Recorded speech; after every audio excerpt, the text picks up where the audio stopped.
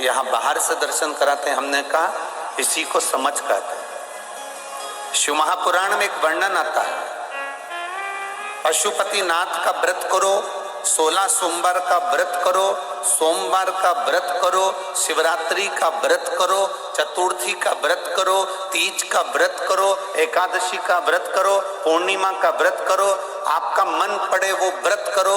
व्रत करने की मना नहीं, पर शिव महापुराण कहती है, शंकर भगवान का चरित्र कहता है कि व्रत करने वाले को सबसे बड़ा नियम एक धारण करना चाहिए। सबसे बड़ा व्रत का नियम कौन सा है कि जो व्रत करे, दिन भर भूखा रहे, दिन भर कुछ ना खाए और अपनी कामना के लिए भगवान शंकर की आराधना करते हो, भगवान शिव की उपासना करते हो, और कोई आया तुम्हारे पांव को छुआ, प्रणाम करा, और तुम्हारे पांव को छुआ, प्रणाम करा, और तुमने उसके ऊपर हाथ रख दिया, या तुम्हारे चरण छुए और छूकर उसको तुमने अपने दिल से कुछ दे दिया।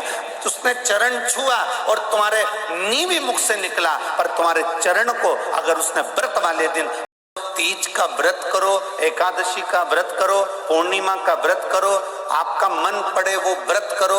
व्रत करने की मना नहीं, पर शिव महापुराण कहती है, शंकर भगवान का चरित्र कहता है कि व्रत करने वाले को सबसे बड़ा नियम एक धारण करना चाहिए। सबसे बड़ा व्रत का नियम कौन सा है कि जो व्रत करे, दिन भर भूखा रहे, दिन भर कुछ ना खाए, और अपनी कामना के लिए भगवान शंकर की आराधना करते हो, भगवान शिव की उपासना करते हो, और कोई आया तुम्हारे पांव को छुआ, प्रणाम करा, और तुम्हारे पांव को छुआ, प्रणाम करा, और तुमने उसके ऊपर हाथ रख दिया, या तुम्हारे चरण छुए और छूकर उसको तुमने अपने दिल से कुछ दे दिया।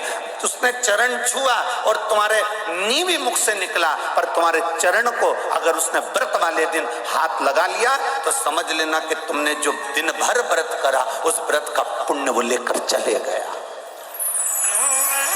तुम्हारे व्रत का पुण्य वो लेकर चले गया। कई माताएं कहती हैं, हमने पशुपति व्रत करा था, हमने ये वाला व्रत करा था, हमारा व्रत तो सफल ही नहीं हुआ, हमारी पड़ोसन ने व्रत करा, उसका व्रत सफल हो गया।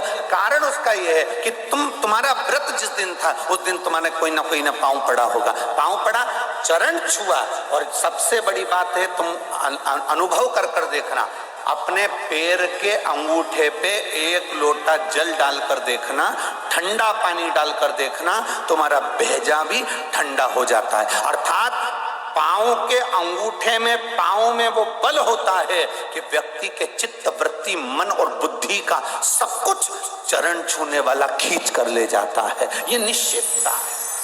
आपका पुण्य वो खींच कर ले गया, आपके व्रत का फल वो खींच कर ले गया, आपकी आराधना का फल वो खींच कर ले गया, आपकी साधना का फल वो खींच कर ले गया।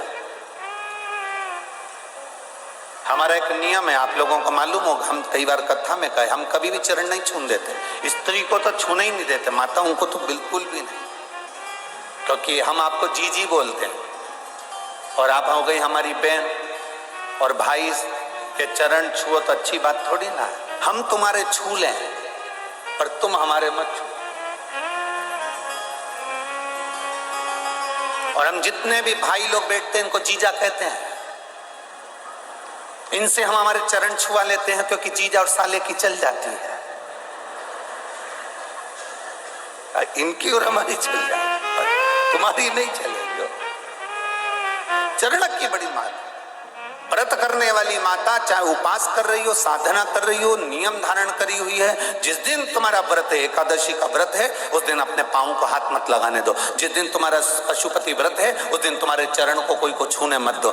जिस दिन तुम्हारा 16 सोमवार का व्रत है, उस दिन आपके चरण को कोई हाथ ना लगाए, आपको प्रणाम कोई ना करे, दूर से प्रणाम करे, दूर से दंडवत करे, दूर से वो नमन करके चले जाए, पर नजदीक से नहीं, उसको छू कर नहीं। हमारा पूरा पुण्य वो खींच कर लेगा, पूरा।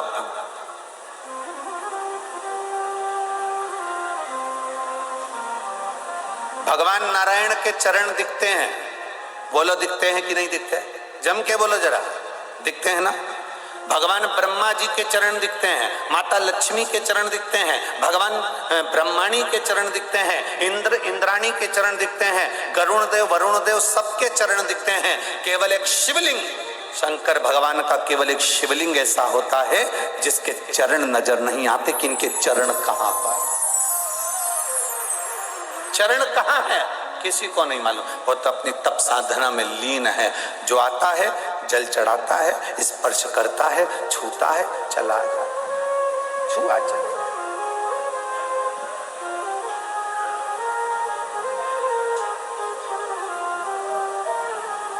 एक महिला ने एक पत्र भेजा,